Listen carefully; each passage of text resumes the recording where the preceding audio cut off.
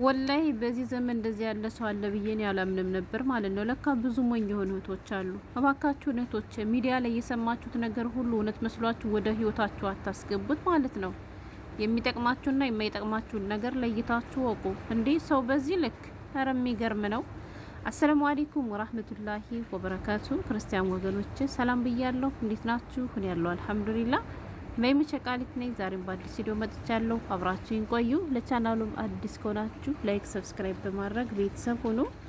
ውድ ቤተሰቦች የሀገሬ ልጆች ስሙኝማ ማለት ነው። እውነቴን ነው የምላችሁ። እኔ አላቅም ወላሂ ለማመን ራሱ ይከብዳል። ማለት ምን ነበር የሚባል በሀገራችን አባባል በፍየል ዘመን በግ መሆን እንደሚባለው አይነት ነው። እኔ እሷ ነገር የታየኝና እስኪ ይሄን መልእክት ስሙትና የሆነ ነገር በሏት ማለት ነው። የምትችሉቶች ከስድብ ነጻ የሆነ ሀሳብ አስተያየታችሁን ኮሜንት ላይ አስቀምጡላት። ልጅቷ የእናንተ ምክር ትፈልጋለች። አሁን በጸጸት ውስጥ ነች ማለት ነው። ጸጸቷ ምንድነው መሰላችሁ? የጻፈችውን ጽሁፍ ላካፍላችሁ። በእርግጥ ላውረውን አላውረውን ይቅረን አይቅረን እያለች ነው እሷም የጻፈችው ማለት ነው። በዚህ አጋጣሚ እንግዲህ ስለ ቪዲዮ ለድምጽ ጥራት በጣም ይቅርታ። ዝናብ አለ ማለት ነው። ሀገሬ ልጆች ሿሿ ሲል ደግሞ እየሸነውባችሁ እንዳይመስላችሁ እሺ። ያው እኔ ክፍሌ ከታች ስለሆነ ይሰማል ማለት ነው ዝናቡ። ገባችሁ? ፎቅ ቢሆን ይሄን ያክል ድምጽ አይኖረውም ነበረ። እኔ ግን ከታች ነኝ። ትራሴ ደግሞ እዚያው መስኮት ጥግ ስለሆነ መጋረጃዬን ብን አድርጌ ራሱ ዝናብ እያየው ነበር ማለት ነው። ለዛ ነው እሺ። እና እስኪ ስሙት። እኔ በጣም ነው የገረመኝ ወላይ። ማውራት ላይ ይጠበቅብኝ ይችላል፣ ግን ጨነቀኝ። ወዴት ልሄድ? ማንጋ ልተንፍስ ትላለች። እንዴ ባትጨነቂ ነበር የሚገርመው ደፋር። እንዳትናደጅብኝ የሀቢባን ወሬ ሰምቼ ባሌ ጋር ተለያየሁ። አንተ ማስተዳደር አትችልም፣ አልፈልግም፣ ፍታኝ አልኩት። ፈትችሻለሁ አለኝ። አሁን ጨነቀኝ፣ ገፋሁት። ምን ላድርግ? ይቅርታ እንዳለው ሽንፈት መሰለኝ። አማና በአላህ ስም እጠይቅሻለሁ፣ ስሜን ደብቀሽ ፖስችልኝ፣ ኮሜንት አነባለሁ። ሀሳብ ካላቸው ሀሳባቸውን ይስጡኝ ትላቸዋለች ማለት ነው። የሀገሬ ልጆች ሀቢባ እኮ የራሷን እንጀራ ነው የምታበስል። የኔ ውድህት ሀቢባ ማለት ነው።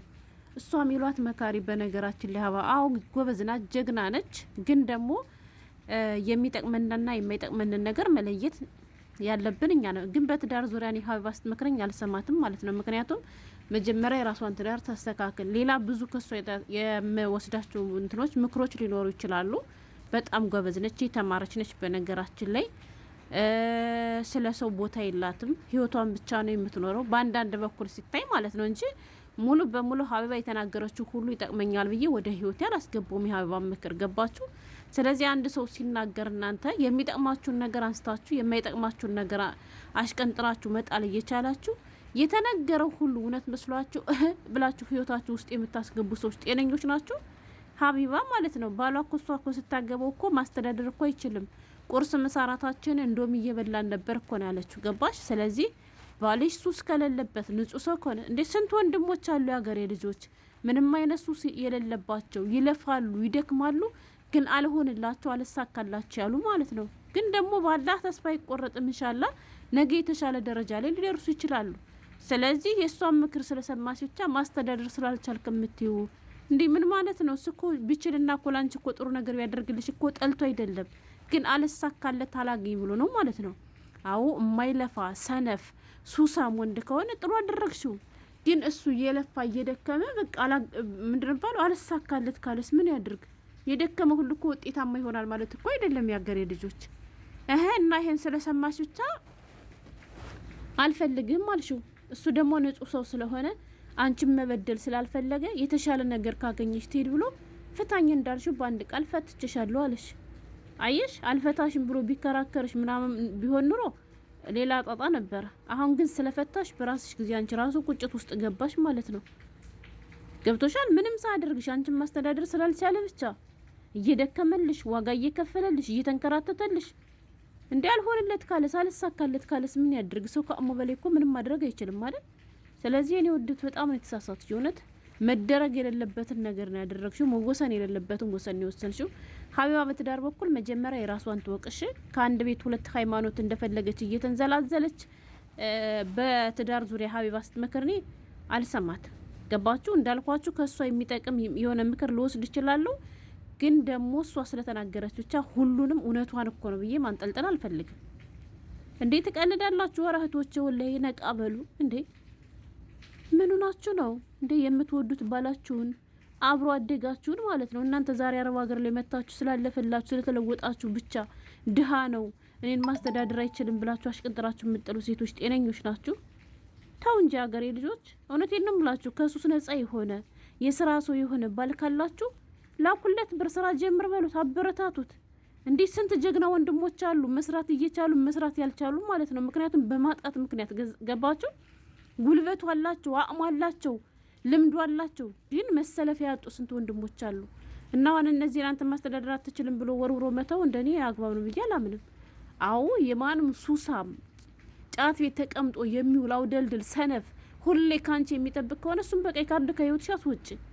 ነገር ግን ማድረግ እየፈለገ ማድረግ የማይችል መስራት እየፈለገ መስራት የማይችል ማጣት አንቆ ያዘው ወንድማችሁ ወይም ባሎቻችሁን ግን በዚህ መልኩ ባታባሯቸው ጥሩ ነው እንዴ። እና አሁንም ቢሆን እንደኔ ማለት ነው እኔ ወደ ጥፋቱ ያንቺን እንጂ የሱ አይደለም ማለት ነው። በቃ መስሎኝ ተሳስቼ ነው በዩ እንግዲህ እሱ ሊመልስሽ ይችላል ማለት ነው። እና ደግሞ ልጠይቀው ነበር ሽንፈት መሰለኝ አልሽ። ብትሸነፊስ ምን ችግር አለው? የራስሽ ጥፋት እኮ ነው እንዴ። ጥፋተኛይቱ አንቺ ነሽ፣ የበደልሽው አንቺ ነሽ።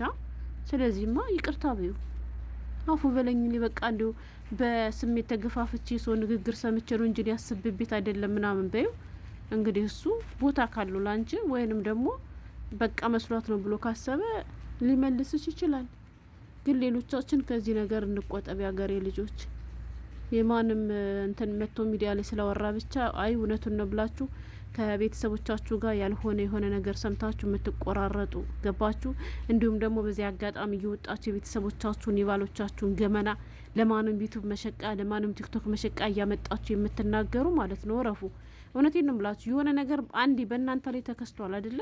ያን የተከሰተ ነገር ላትመልሱት ነገር የቤተሰቦቻችሁን ጉድ እያወጣችሁ እንደዚህ የምታደርጉ ወንድሜ እንዲህ አድርጎኝ፣ እናቴ እንዲህ አድርጋኝ፣ አባቴ እንዲህ አድርጋኝ የምትሉ ሰዎች ጥሩ አይደለም። ነገ ትጸጸቱበታላችሁ ማለት ነው። ከሀቢባ ገብታችሁ የስንት ዓመተ ምህረት ታሪካችሁን የምታወሩ ማለት ነው። እሷ እኮ ጀግና ነች። ቲክቶክ ላይ ተቀምጣ ቀጥታ ላይ እንትን ዩቱብ ትገባለች ማለት ነው። እናንተ እንደምታስቡት የቲክቶክ ላይ ቪዲዮ የሚጠፋ ምናምን ነው የሚመስላችሁ።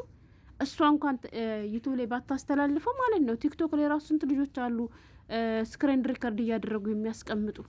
እናማ የራሳችሁን ጉድ ራሳችሁ ካልጠበቃችሁት ማንም ሊጠብቅላችሁ ስለማይችል የቤተሰቦቻችሁንም ሆነ የራሳችሁን ገመና እያወጣችሁ አትናገሩ። አለ የሸሸገልንን ጉድ ወጥተን ባናውራ ጥሩ ነው። እና ለእህታችን ሀሳብ አስተያየታችሁም እስኪ ምከሯ። ኮመንት አነባለሁ ብላለች ማለት ነው። እኔ ግን በጣም ነው ያናደደችኝ ወላሂ ጉድ